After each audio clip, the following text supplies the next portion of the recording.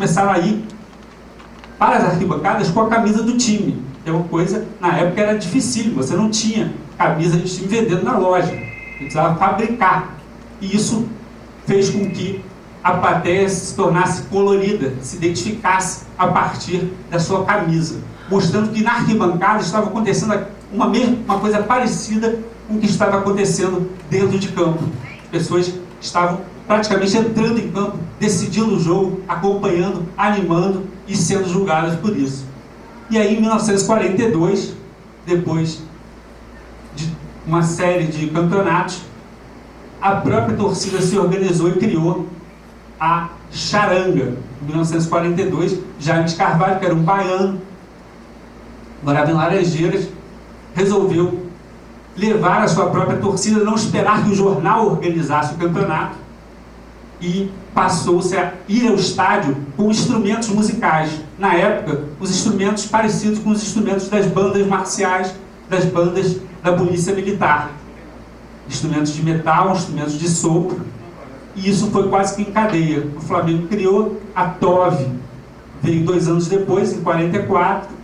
Em 51 apareceu a TOB. Em 52 a TOF. E aí se criou um seguinte critério: cada clube vai ter uma torcida. Cada torcida vai ter um chefe. E ponto final. Era o princípio unitário: um clube, uma torcida, um chefe. E isso foi a norma, isso vigiu entre as torcidas até os anos 60. Nesse meio tempo, entre os anos 40 e os anos 60, o que tivemos? Tivemos a construção e a criação do Maracanã. Na época se chamava Estádio Municipal do Rio de Janeiro, é um nome solene. Tinha o Teatro Municipal do Rio de Janeiro. Nós criamos um estádio municipal do Rio de Janeiro para abrigar 200 mil pessoas, para receber o campeonato do 4º campeonato mundial, que seria organizado pela FIFA naquele momento, em que a Europa estava devastada pela guerra, eles não tinham como fazer o campeonato, jogaram a peteca para o nosso lado, e a gente construiu em um ano e um mês o estádio do Maracanã. Agora a gente tem reforma, está há 15 anos fazendo reforma e não acaba. Em um ano e um mês eles fizeram o Maracanã para 200 mil pessoas, o maior estádio do mundo. E com a massificação desse estádio, com essa plateia que não tinha igual, claro, em 19 tínhamos construído Laranjeiras para abrigar o Campeonato Sul-Americano, que vencemos, mas cabiam 20 mil espectadores. Em 27, o Vasco, através da mobilização da colônia portuguesa, criou o maior estádio da América Latina, para 40 mil pessoas. 3 anos depois, o Estádio Centenário superou essa marca, mas até 1930 foi o maior estádio da América Latina. E em 50, o poder público apareceu para organizar, para criar esse estádio. E a partir daí, as torcidas organizadas começaram a se dividir, a se montar e a se expressar, sempre pela lógica desse princípio unitário: um clube, uma torcida, um chefe. E a palavra chefe de torcida, o pessoal associa, isso é que nem tribo, tem chefe. Mas a palavra chefe é uma palavra muito importante nesse momento, porque nos anos 30, na era Vargas, havia um sentido disciplinar que o chefe de torcida ele tinha dentro do estádio. Ele era uma espécie de auxiliar do chefe de polícia. Então ele era incumbido de organizar a festa, mas de disciplinar os torcedores.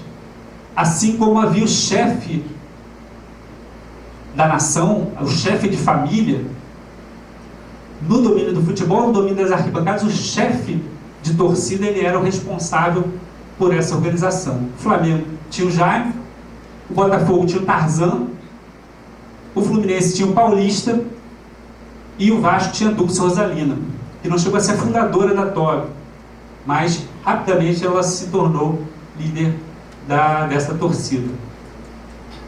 E esse princípio organizador, esse princípio disciplinador, começou a enfrentar problemas com o Maracanã. Porque uma coisa é você num estádio menor, controlar a massa. O problema é num estádio com 170 mil pessoas, 160 mil pessoas, controlar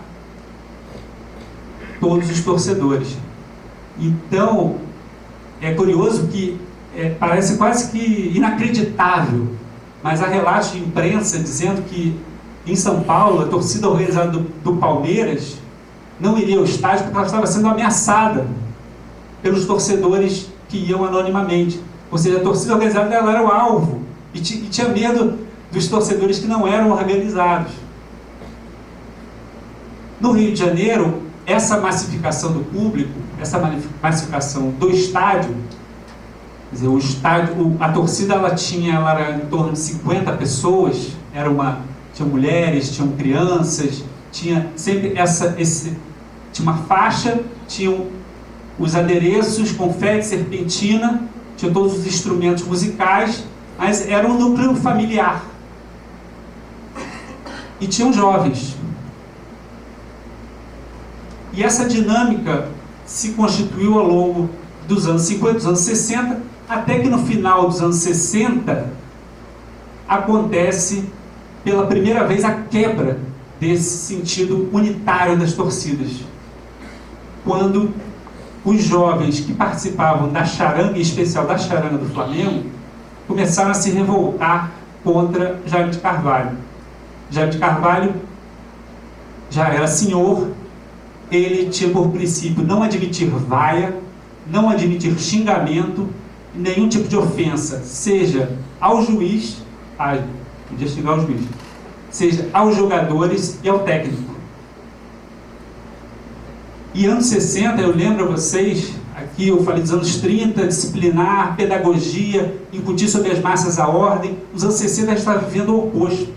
Estamos vivendo uma atmosfera extremamente conturbada de crise de gerações, em que os jovens começavam a se mostrar cada vez mais indignados em todas as esferas da vida, em todas as esferas de valores sociais, questionando